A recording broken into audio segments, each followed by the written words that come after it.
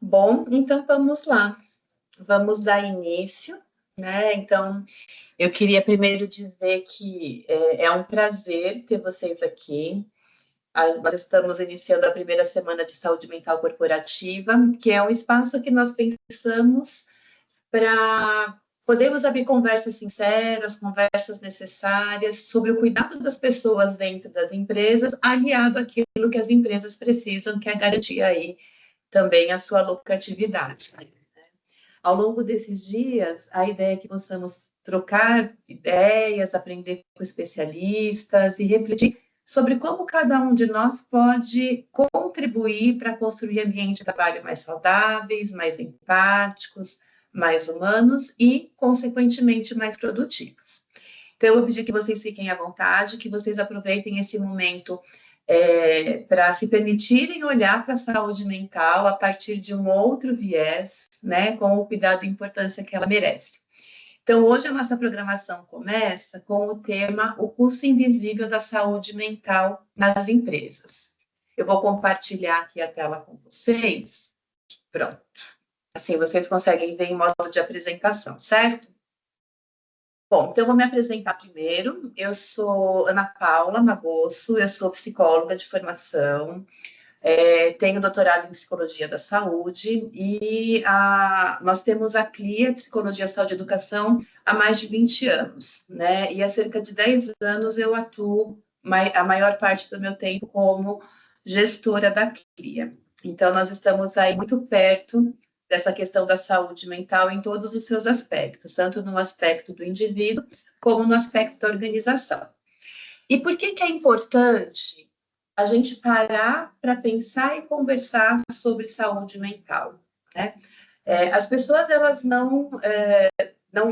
muitas vezes não conseguem conectar com o fato de que a saúde mental dentro da organização, ela está muito relacionada à produtividade e rentabilidade, né? Então, nós temos ainda hoje muitas empresas que enxergam o cuidado com a saúde mental, com o colaborador, muito mais como um custo, né? Sem enxergar aquilo que está por trás.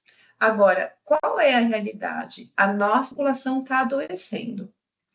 Então, daqui a pouquinho eu vou falar um pouquinho sobre os índices com vocês, mas nós temos tido custos crescentes com a saúde mental, um impacto muito grande dentro da empresa e muitos gestores não estão atentos ao que existe de perda financeira por trás dessas questões. Então, para vocês terem uma ideia, no Brasil, nós tivemos um aumento extremamente significativo. Então, mais de 68% de aumento na incidência de transtornos mentais, né? Isso é um recorde que a gente vem batendo aí ao longo dos últimos anos. Isso se acentuou muito depois da pandemia, mas a gente já vinha com uma população adoecendo aí gradativamente. A pandemia, eu penso que ela intensificou, mas toda a nossa demanda sociocultural mesmo, o mundo que nós vivemos, o excesso de tela, as demandas profissionais, a pressão, muitas vezes excessiva, sem que as pessoas tenham uma condição interna de lidar com essas pressões, tudo isso colabora para esse aumento que é bastante significativo. O impacto disso na empresa, a gente foi pensar só no estado de São Paulo, nós tivemos mais de 125 mil afastamentos por transtornos mentais. Isso porque nós temos ainda subdiagnósticos, né? Nós temos ainda pessoas que se afastam por questões somáticas advindas de transtornos mentais, então a gente tem aí um número que pode ser muito maior se a gente fosse ser realmente bem criterioso. Nós somos o país com a maior incidência de casos de transtorno de ansiedade no mundo, né? Então, nós ocupamos aí o primeiro lugar em algo que não nos dá orgulho, né? Nós temos 9,3% da população acometida por transtornos de ansiedade, quando a média global ela está em torno de 3,6%. Então, nós temos ainda um impacto maior do que outros países em relação à saúde mental. E se a gente for pensar no impacto financeiro, nós temos 12 milhões de dias úteis perdidos por ano no mundo inteiro, quando a gente fala de pessoas acometidas por ansiedade e depressão. E transformando esses dias em valores, a gente está falando de um prejuízo de mais de $1 trilhão. Então, a pergunta que fica, né? A saúde mental, ela custa para a empresa? Sim, ela custa e ela custa bastante, né? Quando a gente para pensar na saúde mental no trabalho, a gente tem, pelos estudos, um índice de 43% de colaboradores e empregados que apresentam nível de sofrimento psíquico de moderado a severo no trabalho. Isso quer dizer que essa é a quantidade de pessoas afastadas? Não. Isso quer dizer que essa é a quantidade de pessoas que está produzindo menos, que não está conseguindo se concentrar, né, que muitas vezes tem que sair um pouco mais cedo. Então, é uma quantidade grande de pessoas dentro das organizações que estão precisando de apoio para que consigam produzir melhor. Desses 43%, cerca de 83% não recebem o tratamento adequado. E isso piora ainda mais o cenário, né? Por quê? Porque a gente ainda tem muito estigma sobre a saúde mental, os colaboradores ainda têm receios, muitas vezes, de procurar os seus próprios RHs para poderem pedir ajuda, pedir auxílio, porque existe aquele fantasma oculto de que se alguém souber que eu não estou bem emocionalmente, que eu não estou bem psiquicamente, eu vou prejudicar o meu crescimento profissional dentro da empresa, eu vou ser desligado, eu vou começar a ser perseguido pelo meu líder. Então, ainda existem muitas fantasias em torno disso, que impedem que o colaborador procure ajuda, além de nós termos aí, muitas vezes, a falta de acessibilidade pela falta de recurso mesmo do colaborador, ou de conhecimento, ou de entendimento de que aquilo que ele está vivendo está relacionado à saúde mental. Nós temos um índice bastante grande em termos de ideação suicida. 7% dos brasileiros reportam ideação suicida. Então, a gente fizer uma continha básica, né? 43% tem um nível de sofrimento psíquico moderado a severo. Vamos pensar numa reunião de equipe. Vamos arredondar esse número para 50 para facilitar a conta. Tem uma reunião ali de 10 pessoas, né? 50% delas têm algum tipo de sofrimento psíquico, né? Então, 5 pessoas. Dessas 5, né, eu posso pensar que pelo menos uma já teve ideação suicida. Então, a gente está falando de algo que tem um impacto grande quando a gente pensa na nossa organização, né? E se a gente pensar em termos de afastamento, 1 a cada 4 empresas afastou colaboradores por questões de saúde mental nos últimos 12 meses. Né? E isso é algo bastante complicado, porque é um colaborador que tem uma função que precisa ser exercida por alguém. Como é que a empresa se reorganiza em torno disso para poder dar conta daquilo que o colaborador quer o serviço mesmo desse colaborador, né? Então, a gente tem aí uma questão bastante importante. Quando a gente fala de custo invisível, né, vamos pensar um pouquinho nas áreas que a saúde mental pode afetar dentro da empresa. Se vou pensar no absenteísmo, o meu funcionário com uma dificuldade, ou com uma saúde mental comprometida, com um transtorno mental moderado a severo, com uma questão de ansiedade que tem altos e baixos, ele é um colaborador que vai faltar. Ele é um colaborador que, quando ele falta, eu vou sobrecarregar uma outra pessoa da equipe. Eu vou, talvez, precisar que a outra pessoa faça uma hora extra. Né? Eu vou ter que replanejar todo dia, caso aquele colaborador tenha uma função importante ou uma entrega importante para fazer naquele dia. Então, isso é um custo. Os dias perdidos, as horas extras, a forma como eu tenho que replanejar, né, todo o meu departamento em função daquela falta. Quando a gente fala de presenteísmo, eu tenho um outro custo invisível, né? Os estudos mostram que nós temos uma perda silenciosa que varia de 20 a 40% de produtividade em quadros moderados. Vamos tentar trazer isso para a nossa realidade, né? Todos temos aquele dia em que temos, sei lá, um problema familiar que está grave e nós acordamos mais ansiosos naquele dia, ou de repente tem alguma questão no trabalho mesmo, uma apresentação importante que a gente vai fazer e a gente está mais nervoso, mais estressado, mais ansioso. Nós conseguimos focar da mesma forma nas nossas outras atividades? O nosso nível de atenção, ele não cai? A gente não levanta mais vezes para pegar um cafezinho, para tomar uma água, para ir ao banheiro, porque dá aquela inquietação? Isso pensando em algo situacional. Agora, imagina isso dentro de fato, um rebaixamento da saúde mental, né? A pessoa, ela vai produzir menos. E isso impacta na produtividade da empresa. O turnover, né? Hoje nós temos aí uma mudança geracional, onde as pessoas elas vêm buscando um equilíbrio maior entre a qualidade de vida e o trabalho, né? A gente não tem mais aquela cultura de que quanto mais eu me dedicar no meu trabalho, mais eu vou ser reconhecido, eu vou permanecer 10, 20 anos na minha empresa e vou construir a minha carreira ali. Hoje, o que temos percebido no mercado são pessoas que querem empresas que se preocupem com o colaborador, querem conseguir conciliar a qualidade de vida com o trabalho, né? E quando a empresa não corresponde a isso, a gente tem um turnover aumentado. E aí, os custos que estão envolvidos são os custos de recrutamento, de seleção, de onboarding e muitas vezes a perda de know-how. O que faz hoje um colaborador ficar mais de 2 anos na empresa? Né? São novos desafios, é o reconhecimento e é o cuidado que a empresa tem com ele. A sinistralidade.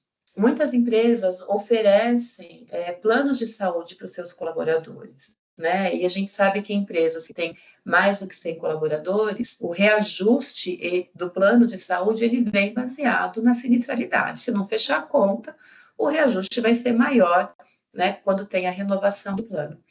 E a gente cuidar da sinistralidade é importante, porque se a gente vai lá e puxa, né, mas tem poucas pessoas fazendo terapia, poucas pessoas consultando psiquiatras, né? Então tá tudo bem. Nem sempre. Quantas pessoas estão indo repetidamente ao pronto-socorro? Isso é um sinal de estar adoecida, né? Então, a gente olhar para a sinistralidade para poder cuidar, não só do nosso reajuste, mas também de identificar as pessoas que estão sofrendo, isso acaba sendo também um fator bem importante. E o outro fator aí que gera um custo invisível e que está muito relacionado aos outros é o clima organizacional e a sensação de segurança, né? Então, quando a gente tem um clima organizacional positivo, onde as pessoas se sentem pertencentes à empresa, a gente tem muito mais engajamento e motivação por parte dos colaboradores e automaticamente um aumento da produtividade, né? Agora, quando eu tenho profissionais muito adoecidos, eu tenho um clima organizacional menor, e para empresas que precisam ou que têm funções de risco, a gente acaba tendo um número muito maior de incidentes ou erros operacionais, seja por esquecimento de uso de EPIs, seja porque a pessoa está desatenta, trabalhando na altura e acaba sofrendo um acidente, ou manuseando uma máquina que precisa de uma atenção maior. E isso acaba gerando custo também para a empresa. Então, nós temos aí uma série de impactos da saúde mental nessa questão da lucratividade e produtividade da empresa. Quando a gente vai olhar um pouquinho mais a fundo, né, e a gente vai falar do presenteísmo, do absenteísmo, é muito mais fácil olhar no absenteísmo e falar assim, nossa, não, eu tenho um absenteísmo baixo, então isso para mim não é problema. Mas vamos olhar a fundo. O que a gente tem a gente tem visto nos estudos mais recentes, né? Que os funcionários, eles podem estar presentes, mas podem estar adoecidos, vai prejudicar a performance. Prejudicar quanto? A gente tem dados que mostram que por ano, por colaborador, né, que está com uma questão de saúde mental e que está vivendo presenteísmo, nós perdemos 44 dias de trabalho. Isso é um impacto muito importante. É quase 1 mês e meio de trabalho, de dedicação desse colaborador que a gente perde com o presenteísmo, que é um impacto muito maior do que o absenteísmo, que a gente tem uma média de 6,7 dias por ano. Então, o presenteísmo é algo que a gente precisa olhar dentro da empresa. E a forma que a gente tem de olhar é justamente cuidando para que as pessoas, para que os nossos colaboradores, os nossos trabalhadores, eles estejam ali e saudáveis, né? Quando a gente vai pensar em turnover, o que nós temos visto são 23% das demissões voluntárias por adoecimento mental muito relacionados a estresse do trabalho, né? Então, as pessoas, quando elas têm uma carga um pouco mais excessiva de trabalho, quando elas têm muitas exigências, quando elas têm uma liderança que muitas vezes não é tão empática ou é muito impositiva, quando a gente tem ali toda essa questão de abuso mesmo, né, dentro do ambiente de trabalho, isso acaba levando as pessoas a saírem da empresa. E esse ano último que passou, segundo a FGV, nós tivemos um recorde de demissões voluntárias, né? Para vocês terem uma ideia, uma das empresas que a gente trabalha, a gente teve caso de demissão voluntária, inclusive com a pessoa podendo ser afastada pelo INSS. Ela nem quis o afastamento, ela quis sair da empresa, né? Tamanho o sofrimento que estar ali causava nela. Então, isso é uma coisa muito importante da gente atentar e da gente pensar como reverter esse quadro, né? Nos últimos 12 meses, os índices de rotatividade, eles têm sido em torno de 34,74%, segundo o CAGED. É claro que isso vai variar de empresa para empresa, de setor para setor, essa é uma realidade global, mas que chama a nossa atenção para isso, porque o custo que a gente tem com a rotatividade, ele é muito alto. Se a gente for calcular o custo do turnover, né, e a gente pensar no número de desligamentos, se a gente for pensar no salário anual médio, multiplicar pelo múltiplo de reposição que a gente utiliza aí de meia a 2 vezes o salário, e mais a porcentagem atribuível à saúde mental, que é uma porcentagem que a gente calcula como uma média das empresas hoje em termos de responsabilidade pelo turnover, se formos pensar num profissional CLT com salário de R$ 2.500, eu vou gastar na reposição dele de R$ 6.900 a R$ 13.800. Então, olha o custo que a perda desse profissional traz para a empresa. E é um custo que muitas vezes não é visto, né? Muitas vezes, investir em treinamento de liderança, investir em programas de saúde mental, sai muito mais barato ao longo do ano do que a gente precisar ficar fazendo repetidamente a reposição do profissional, tá?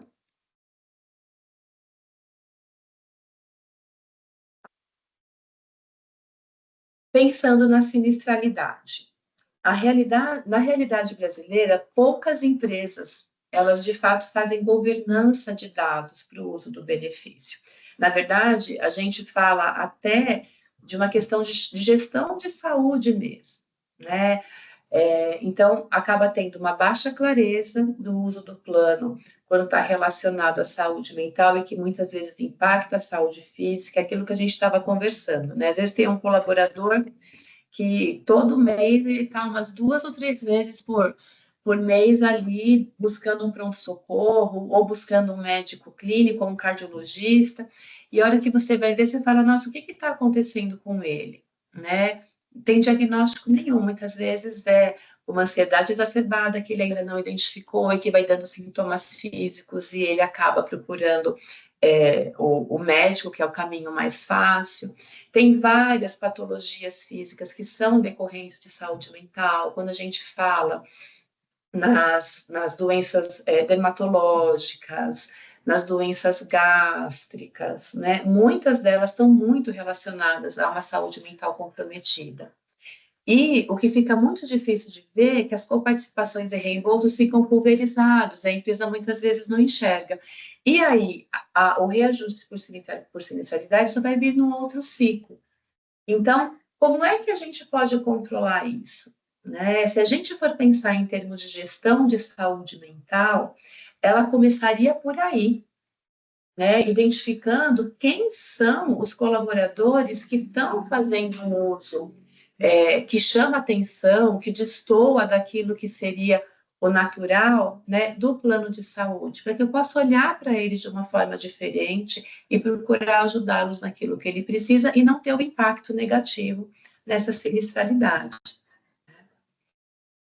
Quando a gente fala de clima e segurança, então, um clima organizacional ruim, eu vou ter uma baixa segurança psicológica, eu vou ter, provavelmente, muitos casos de assédio, muita sensação de sobrecarga, de extenuação, conflitos interpessoais, né, tanto entre pares como com lideranças, diminui o engajamento, diminui a produtividade, e isso vira um círculo vicioso, e a gente acaba plantando ali um ambiente tóxico que vai adoecendo os nossos colaboradores, principalmente porque a sensação de pertencimento, ela deixa de existir, e o colaborador, ele se sente desamparado pela empresa quando ele está dentro do clima organizacional ruim, né?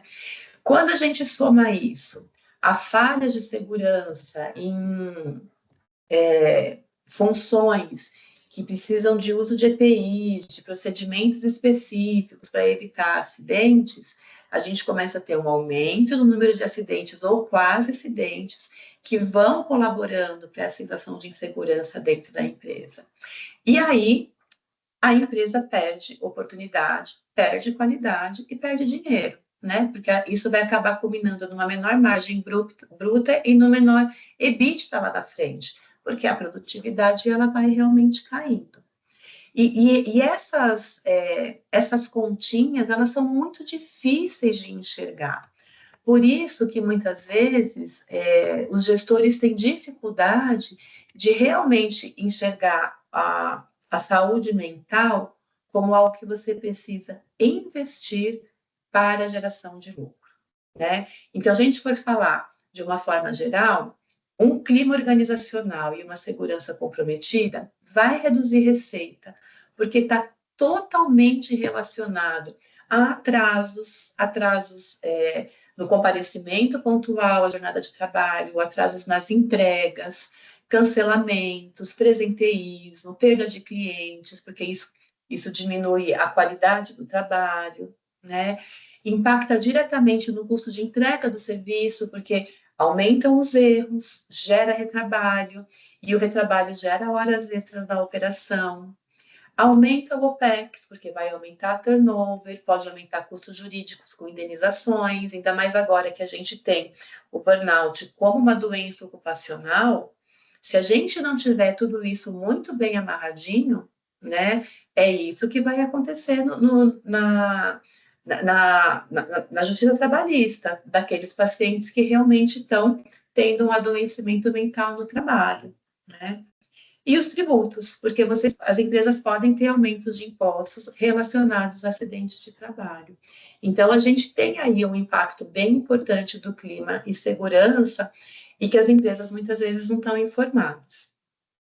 A gente ainda tem hoje o risco regulatório, né? Então, lá no começo de 2025, a gente teve aí a implantação dessa atualização da NR1, que, na verdade, incluiu de uma forma mais enfática os riscos psicossociais na gestão dos riscos ocupacionais. Eu vou mostrar para vocês daqui a pouquinho uma linha do tempo e o quanto essas preocupações, elas não são novas, né? O que acontece é que agora elas estão sendo enfatizadas, vão ser monitoradas, né? E vão ser penalizadas pelo seu não cumprimento. Então, a gente pode entender que o bem-estar dos colaboradores, no que diz respeito aos aspectos do ambiente de trabalho que afetam a sua saúde mental, é uma prioridade estratégica nas empresas. E a gente tem aquelas empresas que vão olhar para isso como uma prioridade estratégica e oferecer de fato um cuidado que faça diferença, diminua os seus custos e aumente o seu lucro.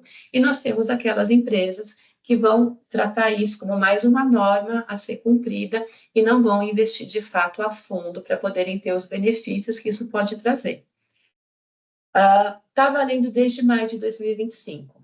A fiscalização com a punição, com a multa, elas vão acontecer a partir de maio de 2026. As fiscalizações até essa data, elas vão ser muito mais de caráter educativo, né? Então, a gente precisa que as empresas, elas integrem a gestão dos riscos psicossociais no programa de gerenciamento de riscos, que é o PGR. Agora, o que vai ser olhado, né? Vai ser olhado se, não, a empresa dá terapia para os colaboradores, não, a empresa, ela tem lá um espaço de descompressão, a empresa dá quick massage para os colaboradores nos intervalos. Não, não é isso que vai ser olhado. O que vai ser olhado é o que você identificou de risco e qual é a ação para efetivamente mitigar o risco e não corrigir as consequências do risco. E é isso que muitas empresas estão patinando, né? Então, aqui, só para vocês terem uma ideia, a NR1 ela existe desde 1978, né? E foi passando por várias revisões até chegar agora a inclusão mais... Opa, peraí que passou. A essa inclusão mais enfática mesmo, que amplia a visão de saúde e segurança do trabalho para englobar esses aspectos de uma forma mais clara. Mas eles já estavam lá, né, dentro da NR17 bonitinho. O que precisava só era, de fato, tornar isso obrigatório, né? E não é só a NR1 que traz para a gente essa importância. A gente vai olhar lá na ISO 45003, que é um guideline da ISO 45001, a gente já tem ali uma primeira norma internacional com diretrizes para o cuidado da saúde psicológica no trabalho, né? Com foco justamente na gestão de riscos psicossociais, procurando mapear os riscos, avaliar os riscos, controlar os riscos e medir KPIs e ter um plano de ação de fato bem estruturado para mitigar esses riscos. E já enxerga como benefício tudo isso que eu falei para vocês, a redução do absenteísmo, do presenteísmo, do turnover, né, o aumento da segurança no trabalho, melhora da produtividade, melhora da retenção, e que está totalmente alinhada com a NR1 e a NR17 no Brasil. Então, a saúde mental é algo que já vem sendo falado, e já vem sendo falado por mais de uma instância, né? O que falta agora é a gente entender como trabalhar a saúde mental e que ela vai além de simplesmente o cumprimento de uma norma, né? Ela vai cuidar das pessoas e cuidar, inclusive, da longevidade da minha organização, tá? Então, quando a gente fala em ações estratégicas em saúde mental, o que eu preciso pensar? Eu vou entender essas ações como um custo ou eu vou entender essas ações como investimento? Como é que eu vou ajudar a minha organização a olhar para essas ações que muitas vezes, né, o profissional de RH enxerga, mas tem dificuldade de chegar para o gestor e falar, olha, é isso, não é um custo, é um investimento e vai te trazer um retorno. Então, é isso que a gente vai falar aqui um pouquinho.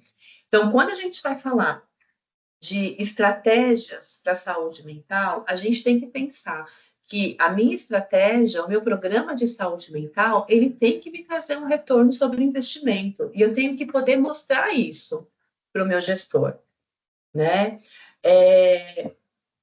O que a gente enxerga hoje de alavancas que tenham um retorno maior sobre o investimento, é quando a gente fala em gestão de saúde mental e sinistralidade, quando a gente fala de gestão de fluxo e carga de trabalho, de treinamento de líderes, de protocolos de retorno ao trabalho. Por quê? Porque eu tenho X funcionários afastados. Aí esses funcionários, eles voltam para o trabalho, né? Eles voltam para a mesma função que eles estavam exercendo. O histórico é que daqui a um tempo eles vão se afastar de novo.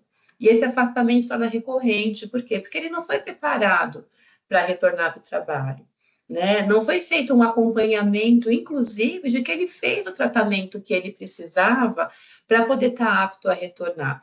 E isso esse acompanhamento e esses protocolos vêm muito da gestão de saúde mental, né? Como é que eu sei que o meu colaborador de fato está tendo um atendimento, um acompanhamento, um tratamento adequado? Fazendo gestão da saúde mental.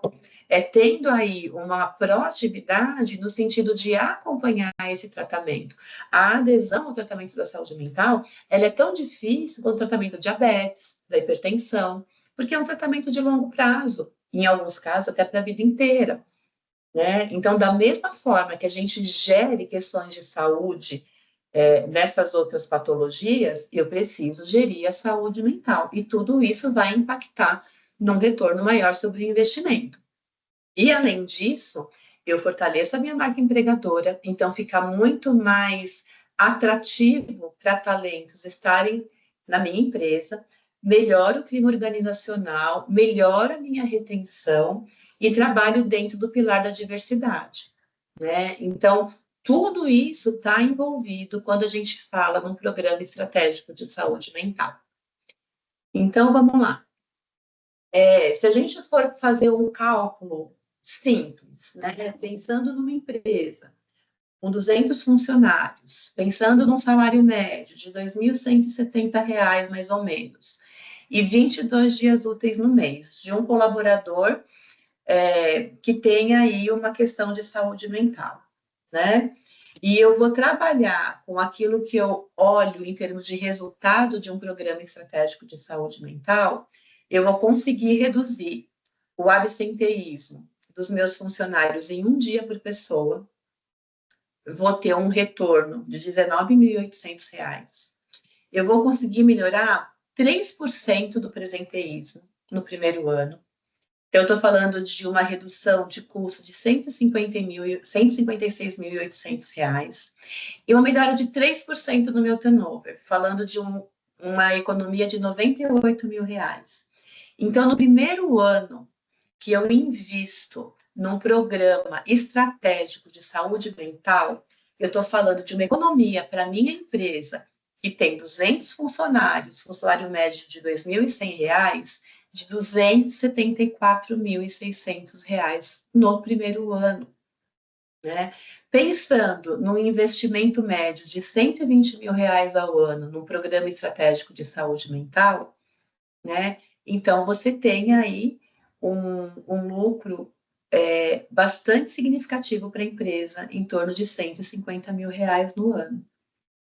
Quando a gente olha para o programa estratégico de saúde mental dessa forma, fica muito mais fácil dos nossos gestores entenderem que, de fato, nós estamos falando que cuidar da saúde mental dentro da empresa é um investimento, não é um custo. E isso abre portas, tanto para a melhora da rentabilidade da empresa, como para a melhora da qualidade de vida dos nossos colaboradores. A CLIA Saúde Corporativa é um serviço que a CLIA Psicologia, Saúde e Educação oferece, que se trata de um programa estratégico de saúde mental. Nós temos uma crença muito forte disso que eu estou trazendo para vocês hoje, de que as empresas saudáveis, tanto financeiramente como mentalmente, elas são feitas por pessoas cuidadas. Então, o nosso objetivo, no meio desse programa, é transformar, né, a cultura corporativa por meio de programas de saúde mental, ações educativas, estratégias de desenvolvimento, sempre vistos com esse viés estratégico, com KPIs que mostram aquilo que a empresa de fato está lucrando com o seu investimento, tá? Para vocês terem uma ideia dos serviços que são oferecidos de forma personalizada, porque cada empresa tem uma necessidade, e a gente conta com um cardápio bem diversificado para poder atender e adequar a necessidade de cada empresa. Então, desde o diagnóstico organizacional, onde a gente vai lá procurar entender o que é que está acontecendo com a sua empresa e que caminho é o melhor para que vocês possam investir de forma estratégica na melhoria da saúde mental, até ações interdisciplinares, como planos de ação, consultorias emocionais para executivos e conselheiros, workshops para liderança, cuidados inclusivos e gestão de sinistralidade, atendimentos online para colaboradores e familiares, palestras, treinamentos, um sistema de acolhimento emergencial, assessorias e consultorias organizacionais, gestão em saúde mental, enfim, existem uma série de dispositivos, né, que podem ser acionados a depender da realidade de cada empresa. E é essa particularidade que faz a diferença. Né? Hoje nós vemos muitas empresas trabalhando com saúde mental de forma padronizada. O nosso entendimento é que você não trabalha saúde mental, nem individual, nem corporativa, de forma padronizada. Ela tem que ser individualizada para poder, de fato, trazer um resultado e um retorno financeiro para a organização. Tá? Para vocês conhecerem um pouquinho da CLIA, nós temos mais de 20 anos de história, mais de 11 mil pacientes atendidos, mais de 1.800 profissionais capacitados, mais de 70 cursos e workshops realizados, e estamos em 3 cidades aqui no Brasil, Santo André, Campinas e Piracicaba, mas atendemos o Brasil inteiro. Então, fica um convite, né, para aqueles que quiserem entender um pouco mais sobre a saúde mental ou abordar mais a fundo algum dos temas que foram colocados aqui, para que vocês entrem em contato com a gente e a gente possa ajudá-los a desenvolver melhor essas realidades aí de cuidado da saúde mental dentro das empresas de vocês. Tá? Fico aqui à disposição, caso vocês queiram tirar dúvidas, fazer perguntas.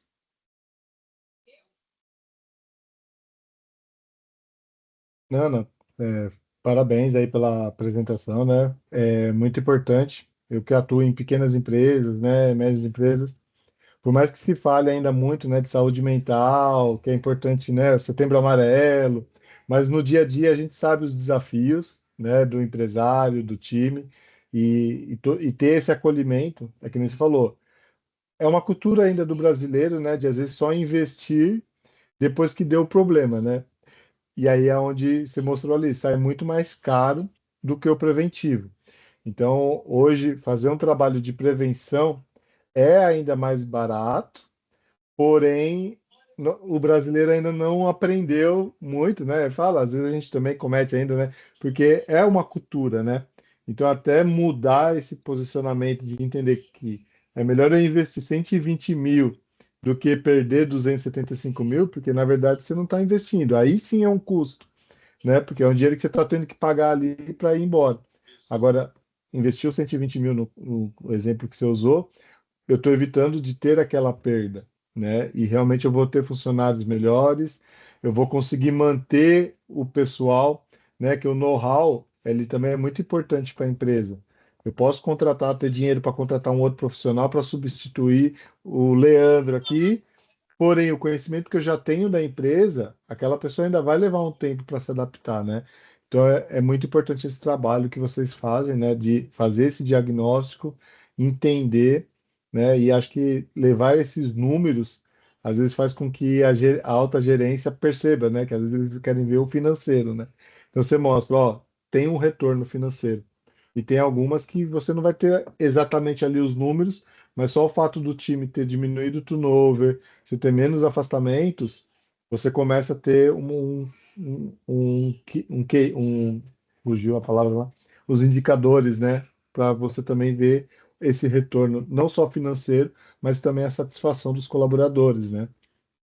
Sim, isso que você falou é muito importante, Leandro, porque às vezes a gente imagina, né, que, nossa, eu coloquei ali um exemplo, né, de 120 mil de custo anual, pensando numa empresa de 200 colaboradores e que tem Sim. uma série de programas. As pequenas e médias empresas, elas vivem essa mesma realidade e muitas delas têm medo até de procurar, porque imaginam que, nossa, não, é um custo gigantesco, deixa eu quebrar o galho aqui com o que eu tenho. Sim. Às vezes tem ações que você faz dentro da empresa que nem custo tem, Uhum. né? Ainda mais quando a Sim. empresa é pequena, tem poucos colaboradores, você consegue fazer muita coisa ali e sempre com KPIs, sempre com indicadores, porque você Sim. precisa saber o retorno que você tem do investimento, né? E Sim. isso é fundamental, não só porque tem que ter no PGE, que você vai ter que mostrar, Sim. né? Mas também para quem é de RH, poder mostrar para o seu gestor de que, olha, eu não estou colocando aqui uma coisa só porque o RH acha bonitinho, né? Eu já ouvi de alguns RHs de empresa isso. Gente, eu acredito muito, eu sei que meus colaboradores precisam, mas chega lá na gestão, eles não querem, eles não acreditam, fala que não tem tempo nem dinheiro para isso. Então, a gente também vai mudando um pouquinho a cabeça do RH para que ele comece a trabalhar com números e com resultado, isso ajuda a conversa, ajuda o diálogo, porque o diretor financeiro, o CEO, eles estão olhando o número, eles não têm esse entendimento que muitas vezes o RH tem. Né? Então, a gente transformar isso em rentabilidade, né? Em mostrar realmente isso da realidade da empresa. Falar, olha, você pode economizar tanto, olha que bom. Isso vai para o bolso da empresa, isso faz muita diferença, né? E para o colaborador, então, nem se fala. Sim. Com certeza. Parabéns aí. Oi, Ana, Amanda, tá me escutando? Oi, Ana. Perdão, eu tô com algum problema aqui que eu não tô conseguindo abrir minha câmera. Acho que a gente teve um monte de eventos ao longo do dia por conta da chuva. Eu não sei se tem alguma ligação.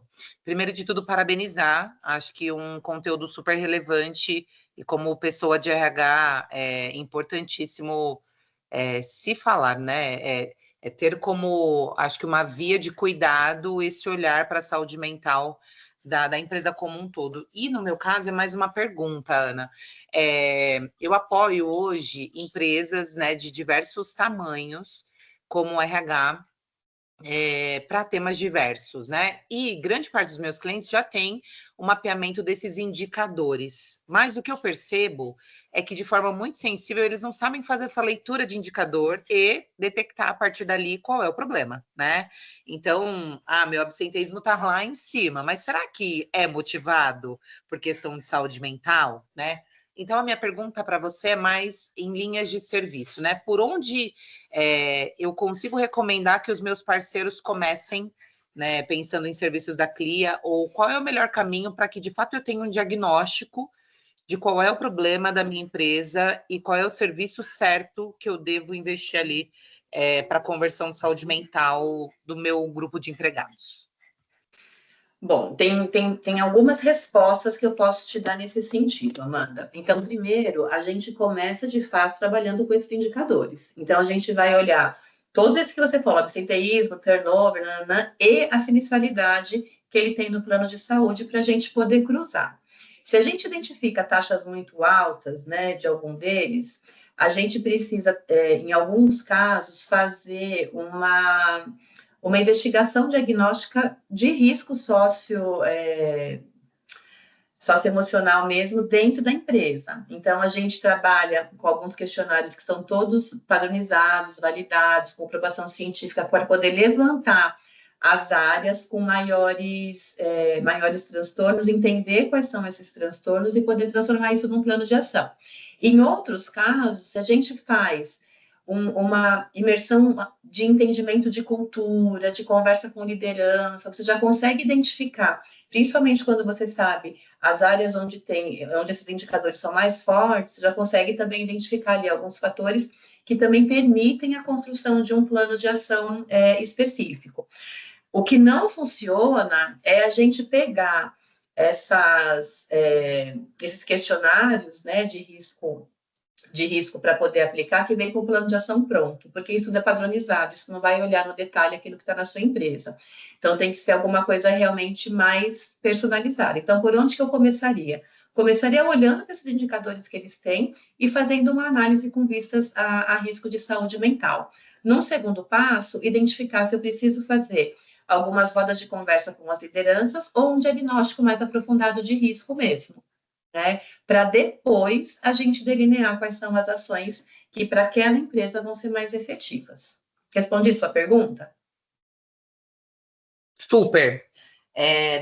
Eu imaginava que partia de algum processo de investigação, de fato, mas entendi que tem várias vias que podem ser um caminho para esse diagnóstico de fato. Isso, Super e obrigada. todas investigativas mesmo. Raquel ia falar alguma coisa quando eu chamei a Amanda, né? Tá me escutando? Tô sim. Boa noite. Ai, Boa parabéns, noite. Ana. Sabe que a gente está aqui na missão, né? Desde acho que de maio a gente está tentando colocar aí na nossa parceria com os nossos clientes essa mentalidade, né, de que já está acontecendo e a gente está tendo realmente muita dificuldade, né? Porque as pessoas acham que é só mais um papinho e que vamos empurrando com a barriga, né? E o que eu tenho percebido também, que talvez seja essa é a dificuldade de a gente conseguir mudar, é que tem sempre muito oportunismo nas ações, né? Então tem gente tentando ir ali embarcar nessa, né? E sem saber, porque às vezes coloca muita lenha ali na fogueira, deixa tudo ali muito inflamado e depois não consegue ajudar como a empresa necessita ali no momento, né? Então é muito bom escutar, acho que quem sabe a gente consiga bolar ações em conjunto, né? Mais para trazer consciência mesmo, né? Nós aqui dentro também, a gente vive muito desse aprendizado, porque é algo que agora a gente fala muito, então tá vivendo isso todo dia. E a gente lida com empresários todos os dias. E aí, também assim, né, conversando, escutando, participando de outros debates, a gente também vê, assim, as pessoas querem se dispor para ajudar, mas também, às vezes, assim, o lado, não sei se só psicólogos, né, vão poder ajudar, mas eu tenho visto vários departamentos, assim, vários especialistas de várias áreas tentando entrar. Eu não sei como isso vai ser conduzido lá na frente, de fato, para a lei, né? E se colocar do lado do empresário também, como você tem se colocado, para trazer esse olhar, é o que vai fazer toda a diferença. É a maior dificuldade. Que é como você vai apresentar para ele e fazer mudar. Porque é muito difícil a gente chegar lá no alto, né? Às vezes, né? No dono. Então, vai passando pelos vários departamentos. Então, como vai chegar essa informação lá é o que vai fazer toda a diferença, né? Exatamente, exatamente. E nós somos empresários também, né, Raquel? Então, a gente entende que é algo tão global que impacta a empresa não só naquilo que ela entrega, mas também naquilo que ela recebe, né? Então, a gente poder olhar para tudo isso é muito importante. A gente teve uma colaboradora que foi do CONAR e a Priscila também foi, e a gente viu, assim, muita coisa ruim mesmo, né? No sentido de tudo muito pronto, de tudo muito padronizado, e que vai para essa via, olha, vamos pelo mais simples, pelo mais fácil, você faz isso, sai isso e pronto, né? Muitas empresas de saúde ocupacional que já fazem o laudo, e aí as pessoas falam, nossa, é um questionário de diagnóstico de 20 perguntas para avaliar 6 áreas. Você me desculpa, como é que 20 perguntas vão avaliar 6 áreas de uma forma fidedigna? Né? Cientificamente é impossível isso acontecer, porque você precisa, no mínimo, de perguntas que vão se repetindo de forma diferente para você fazer o teste de veracidade da resposta, né? Então, a gente tem tido, como você falou, muito oportunismo e uma coisa que as pessoas enxergam como um mercado lucrativo, né? Só que o nosso movimento é o contrário, a gente precisa olhar para a empresa que quer investir, que quer cuidar de verdade, e aí a gente vai fazer esse trabalho bem feito, porque muitas outras vão fazer isso lá na frente. quando elas começarem a perceber que realmente quem faz direito está tendo um resultado diferente, né? É verdade. Em abril, a gente tentou fazer um evento para trazer para os nossos clientes mesmo a informação do que estava acontecendo, né? E a gente percebeu assim, a enxurrada de perguntas e cada uma muito específica para a empresa. Então, assim, como vai ser esse acolhimento, né? E é isso, se a gente trabalhar com o modelo pronto, realmente vai ser bem complicado. Não dá para ser esse caminho, né? Exatamente, exatamente. Tomara que a gente consiga aí, por meio desse discurso mais integrado, né, de saúde mental com gestão, que a gente consiga realmente chegar naqueles que tomam a decisão e que podem olhar mesmo para o benefício disso, né? Verdade. Obrigada, viu, Raquel? Imagina, eu que agradeço. Priscila? Boa noite, pessoal. Boa noite a todos. Ana, foi um conteúdo muito rico e eu acho tão importante nós começarmos essa semana falando da saúde mental no viés do empresário, porque a gente fala muito na proteção do colaborador e esse, de fato, é o papel de um programa de saúde mental. Mas também existe a proteção do empresário dentro deste cenário. E como a Raquel colocou, se nós olharmos só no viés do colaborador, a gente deixa de calçar a empresa de mecanismos para ele evitar um passivo trabalhista, riscos financeiros e até riscos reputacionais. Então, além da saúde mental e além do cuidado do colaborador, há a proteção da empresa. Então, esse olhar como retorno sobre o investimento, esse olhar como um investimento e não um custo, ele é fundamental. Nós temos percebido um movimento, inclusive, no judiciário, de ações regressivas do INSS contra empresas que não se acautelaram e não tomaram mecanismos de proteção em favor do colaborador. Então, um colaborador que adoece, fica afastado por um longo prazo, o INSS tem se movimentado para cobrar esse custo das empresas que não tomaram as medidas de forma efetiva para proteger a saúde mental do colaborador. Somado a isso, tem diversos outros fatores de impacto que podem prejudicar o empresário. Então, é importante ter esse olhar global da saúde mental corporativa nesse viés 360 mesmo, olhando para a saúde do colaborador, que é fundamental, ela é o principal impulsionamento da empresa para fins de produtividade, para fins de crescimento, afinal, toda empresa é formada por pessoas, mas também olhar a saúde mental como um mecanismo de fato de proteção e sustentabilidade do próprio negócio. Sim, porque, desculpa, porque se a gente não colocar, né, essa questão da sustentabilidade, de fato a gente não vai conseguir que as pessoas entendam, né, o que está por trás. Nossa, perdão. Hoje a gente recebe muitas pessoas reclamando assim, ai, nossa, meu turnover é alto, essa nova geração que não para no trabalho, não consigo contratar, né? Estou com vaga aberta aí há não sei quantos meses e não consigo profissional.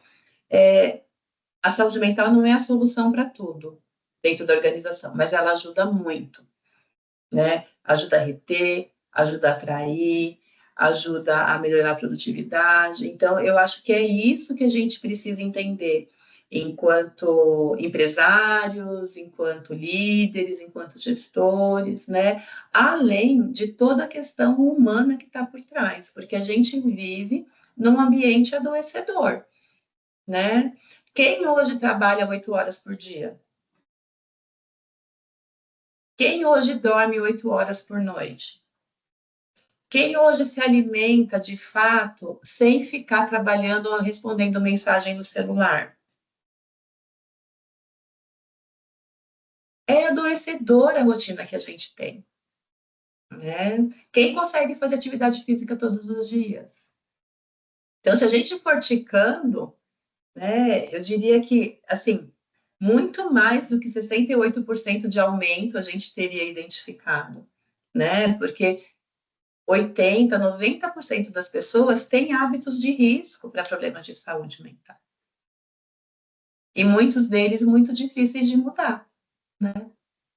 Então, a gente tem que ir fazendo esse trabalho de formiguinha, trabalhando, como o Leandro colocou, numa forma preventiva, de conscientização e de ações efetivas, para que as pessoas não só olhem para a saúde mental, como possam desenvolver estratégias para mudar esses hábitos e, mesmo assim, atender a essas exigências do mundo moderno.